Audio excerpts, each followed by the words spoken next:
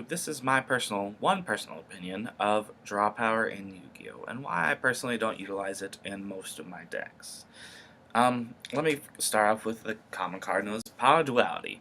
You get to take a look at the top 3 cards of your deck, and you get to choose one and add it to your hands. But you can't special summon for the rest of the turn.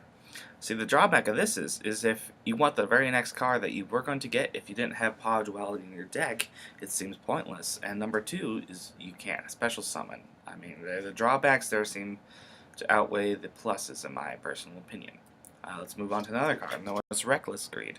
You could get to draw 2 cards, but you can't draw for the next 2 turns. Again, it doesn't seem like a fair trade-off in my personal opinion.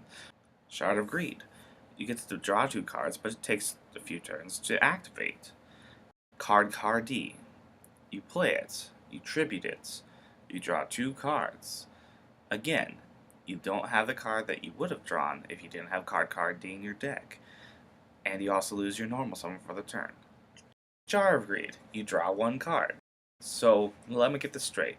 So, you have a 41 card deck, and you put Jar of Greed in there. And you get draw 1 card. So why don't you just have a 40 card deck? See, these things I understand for decks that utilize them specifically for the reason to get draw power in general, like such as Yugioh or decks that are designed to draw quickly. Other than that, it is overused, and Yu-Gi-Oh has become a game where people utilize these cards to try and get their 6-card combo off, and that's it. That's what their entire deck is based off, and the rest of it's staples or draw power. I mean, this isn't always a specific case. Like Max C, I can quite understand. If you play in there and your opponent special summons 5 monsters in a turn, you get 5 cards, and it makes sense.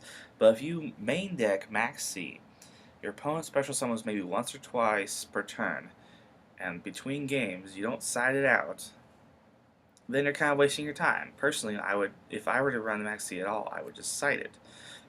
One Day of Peace. This is a good card in the fact that neither player takes damage. Search Power. I'm perfectly okay with Search Power.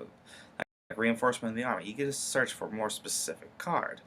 Fire Formation Tenki is another good example of this one.